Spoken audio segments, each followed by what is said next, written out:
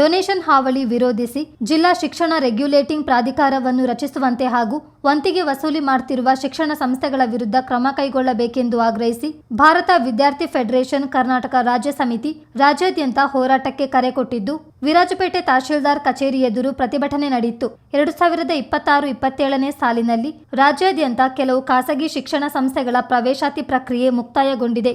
ಜಿಲ್ಲಾ ಶಿಕ್ಷಣ ಪ್ರಾಧಿಕಾರ ಸಭೆ ನಡೆಸಿ ಖಾಸಗಿ ಶಾಲೆಗಳ ಡೊನೇಷನ್ ಹಾವಳಿ ಬಗ್ಗೆ ಪಾಲಕರಿಗೆ ಮಾಹಿತಿ ನೀಡಬೇಕಿತ್ತು. ಜಿಲ್ಲಾಧಿಕಾರಿಗಳ ಅಧ್ಯಕ್ಷತೆಯಲ್ಲಿರುವ ಸಮಿತಿಯು ಖಾಸಗಿ ಶಾಲೆಗಳಿಗೆ ಕಟ್ಟುನಿಟ್ಟಿನ ಸೂಚನೆ ನೀಡದಿರುವ ಹಿನ್ನೆಲೆಯಲ್ಲಿ 1983ರ ಶಿಕ್ಷಣ ಕಾಯ್ದೆ ಮತ್ತು 2009ರ RTE ಕಾಯ್ದೆಯನ್ನು ಸಂಪೂರ್ಣವಾಗಿ ಉಲ್ಲಂಘಿಸಿ ಹಗಲು ದರೋಡೆ ಮಾಡಿದ್ದಾರೆಂದು ಎಸ್ಎಫ್ಐ ಪ್ರಮುಖರು ಆರೋಪಿಸಿದರು. ಅನಧಿಕೃತ ಖಾಸಗಿ ಶಾಲಾ ಕಾಲೇಜುಗಳು, ಟ್ಯೂಷನ್ ಸೆಂಟರ್ಗಳ ವಿರುದ್ಧ ಕ್ರಮ ಕೈಗೊಳ್ಳಬೇಕು. ಶಿಕ್ಷಣ ಸಂಸ್ಥೆಗಳು ತಿಂಗಳಿಗೊಮ್ಮೆ ಪೋಷಕರ ಸಭೆ ಕರೆಯಬೇಕು. ಡೊನೇಷನ್ ನಿಯಂತ್ರಣಕ್ಕಾಗಿ ಜಿಲ್ಲಾ ಶಿಕ್ಷಣ ರೆಗ್ಯುಲೇಟಿಂಗ್ ಪ್ರಾಧಿಕಾರ ರಚನೆ ಕುರಿತು ಜಿಲ್ಲಾಧಿಕಾರಿಗಳು 15 ದಿನದೊಳಗೆ ಪಾಲಕರು, ಶಿಕ್ಷಣ ಸಂಸ್ಥೆಯ ಮುಖ್ಯಸ್ಥರು, ವಿದ್ಯಾರ್ಥಿ ಸಂಘಟನೆಯ ಪ್ರತಿನಿಧಿಗಳ ಜಂಟಿ ಸಭೆ ನಡೆಸಬೇಕೆಂದು ಒತ್ತಾಯಿಸಿದ್ದಾರೆ. ಇಡೀ ರಾಜ್ಯದಲ್ಲಿ ಇವತ್ತು 2026 ಮತ್ತು 27ನೇ ಶೈಕ್ಷಣಿಕ ವರ್ಷ ಪ್ರಾರಂಭ ಆಗಿದೆ. ಈ ಶೈಕ್ಷಣಿಕ ವರ್ಷ ಪ್ರಾರಂಭ ಆಗಿ ಇನ್ನು ಕಳೆದ 1 ತಿಂಗಳಿಂದ ಈಗಾಗಲೇ ಖಾಸಗಿ ಶಾಲಾ ಕಾಲೇಜುಗಳಲ್ಲಿ ಬಹುತೇಕ ದಾಖಲೆತನ ಪೂರ್ಣಗೊಳಿಸಿ ಇವತ್ತು ಲಕ್ಷಾಂತರ ರೂಪಾಯಿ ಅಮೌಂಟನ್ನು ವಸೂಲಿ ಮಾಡುವ ಮೂಲಕ ಇವತ್ತು ಇಡೀ ರಾಜ್ಯದಲ್ಲೇ ಗಣೇಶ ನಾವಳಿ ವಿಪರೀತವಾಗಿ.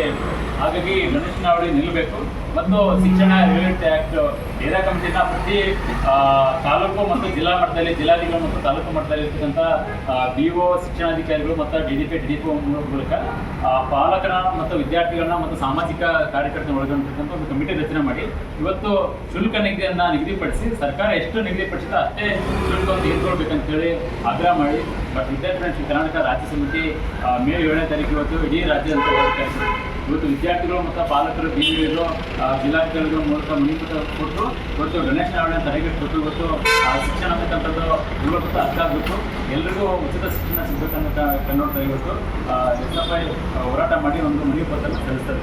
ಈ ಲೆಕ್ಕದಲ್ಲಿ ಕೂಡ ಇಲ್ಲಿರ್ತಕ್ಕಂತಹ ವಿರಾಜಪೇಟೆ ಮತ್ತು ಕೊಡಗು ಜಿಲ್ಲೆ ಸೇರಿದಂಥ ಈ ರಾಜ್ಯದಲ್ಲಿ ಇರ್ತಕ್ಕಂಥ ಗಣೇಶನನ್ನು ಕೂಡ ನಿಲ್ಲಬೇಕು.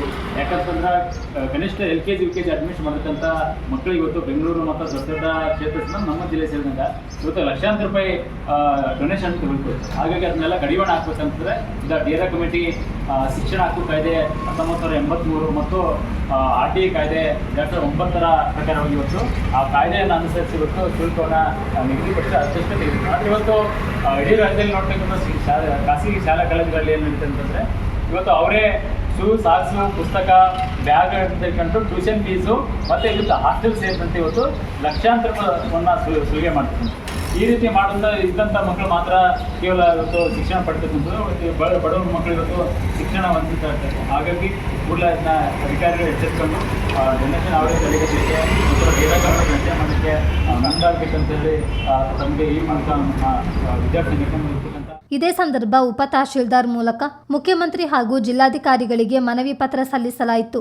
ಎಸ್ಎಫ್ಐ ರಾಜ್ಯ ಉಪಾಧ್ಯಕ್ಷ ಬಸವರಾಜ್ ಎಸ್, ಕಾರ್ಯದರ್ಶಿ ವಿಜಯಕುಮಾರ್, ಡಿವೈಎಫ್ಐ ರಾಜ್ಯಾಧ್ಯಕ್ಷೆ ಲವಿತ್ರಾ ವಸ್ತ್ರದ್, ಎಸ್ಎಫ್ಐ ರಾಜ್ಯ ಜಂಟಿ ಕಾರ್ಯದರ್ಶಿ ವಿನುಷ್ ರಮಣ, ಅನಂತರಾಜ್ ಮತ್ತಿತರರು ಇದ್ದರು. ಚಿತ್ತಾರ ನ್ಯೂಸ್, ವಿರಾಜಪೇಟೆ.